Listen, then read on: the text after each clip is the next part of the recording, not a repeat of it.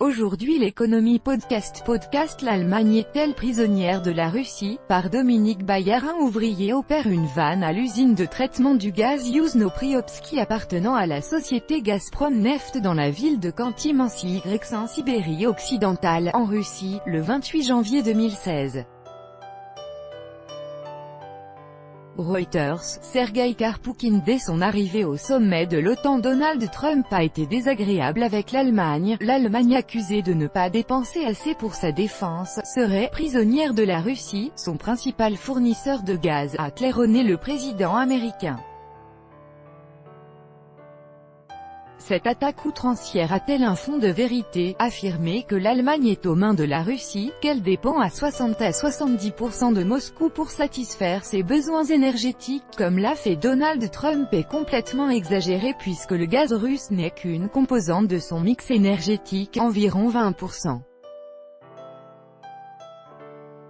Mais cette charge n'est pas dénuée de fondement, car plus de la moitié du gaz importé par l'Allemagne provient bien de l'entreprise publique russe Gazprom, 55% l'an dernier, et on a frôlé les 60% les 2 années précédentes. Un niveau très élevé. Trop élevé pour la Commission européenne. Pour éviter la dépendance à l'égard d'un seul fournisseur de gaz, elle recommande aux États membres de limiter leurs achats à une entreprise à 30% maximum de leurs besoins. Pourquoi l'Allemagne outrepasse cette recommandation européenne? Parce qu'elle considère la Russie comme le meilleur garant de sa sécurité énergétique et qu'elle fait passer ses intérêts nationaux devant les impératifs communautaires. Les livraisons de gaz russe commencées en 1968 ne se sont jamais interrompues pour les clients d'Europe occidentale. L'Allemagne est aussi pragmatique. Son renoncement au nucléaire la pousse à consommer toujours plus de ce faible émetteur de carbone. Or ses autres fournisseurs européens, les Pays-Bas et la Norvège, voient leurs gisements s'épuiser, et il faut donc trouver une alternative. Enfin, c'est bien sûr un calcul économique, le gaz russe est bon marché, c'est donc bon pour les entreprises allemandes. Gerhard Schröder, l'ami de Poutine, a été le promoteur du premier gazoduc sous-marin reliant la Russie à l'Allemagne via la mer Baltique, Nord Stream 1, et Angela Merkel approuve la construction du deuxième tuyau, malgré l'opposition de la Pologne et de l'Ukraine. En attaquant aussi violemment l'Allemagne, Donald Trump cherche à faire capoter ce nouveau gazoduc.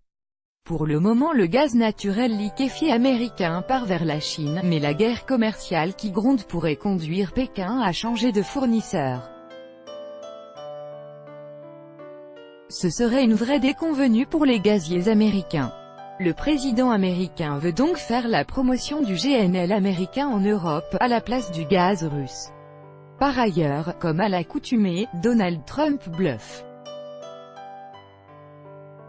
Avec ses attaques contre le gaz russe, il veut diviser un peu plus le camp européen dans l'espoir de faire plier Berlin sur les questions commerciales.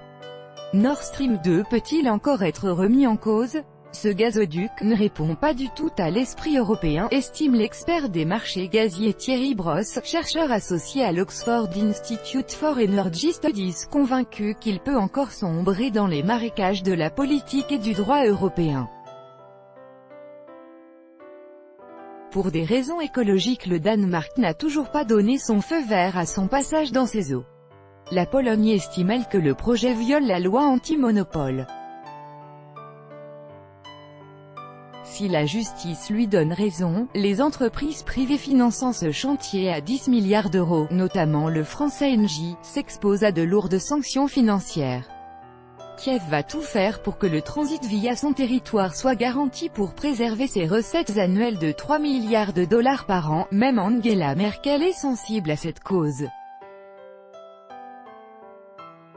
Et puis la Commission peut mettre son grain de sel et exiger que le gazoduc qui passe par les eaux territoriales européennes soit soumis aux règles techniques européennes, ce que refusent les propriétaires russes pour le moment. De multiples risques juridiques pèsent donc sur la viabilité du projet, avec ou sans les attaques de Donald Trump. En bref, en Ouganda, le bavardage sur le net est désormais taxé. Depuis le 1er juillet, une taxe quotidienne de 200 shillings, soit 4 centimes d'euros, s'applique à ce que le président Museveni a défini comme le commérage. Cela englobe tous les propos échangés sur les réseaux sociaux comme Facebook, Twitter, WhatsApp. L'accès à une cinquantaine de plateformes est soumis à ce nouvel impôt.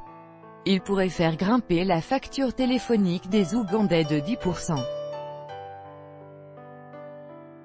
Sur le même sujet au temps sommet de l'OTAN, Donald Trump s'en prend à l'Allemagne en savoir plus. Ukraine saisie par le froid glacial, les Ukrainiens privés du gaz russe en savoir plus. Chronique des matières premières, gaz russe et Europe, dépendance et alternative en savoir plus. Bulgarie avec son nouveau gazoduc, la Bulgarie réduit sa dépendance au gaz russe en savoir plus. Archive 1, 2, 3. Suivant, dernier plus grand que l'Inde est devenu la 6e puissance économique mondiale. L'Inde est désormais le 6e pays le plus riche au monde en termes de produit intérieur brut. Devant la France, rétrogradée, les banques ont tout faux pour le mondial 2018. Les banques d'investissement se sont piquées au jeu des pronostics pour le mondial 2018. Avec des résultats conformistes et assez éloignés. Bangladesh, la colère des travailleurs du textile monte au Bangladesh. Les travailleurs des usines de textile manifestaient pour réclamer de meilleurs salaires. 5 ans après la tragédie du Rana Plaza, pour ses 10 ans, Airbnb voit toujours plus grand. Airbnb célèbre cet été son 10e anniversaire avec de multiples projets de développement. Malgré l'hostilité, la Chine a-t-elle recours à l'arme monétaire face aux États-Unis? Depuis quelques semaines, le yuan, la monnaie chinoise, dégringole face au dollar.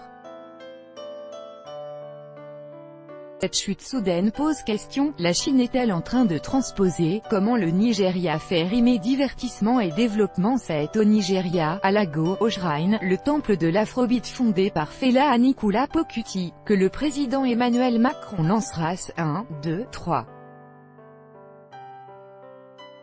Suivant, dernier plus grand que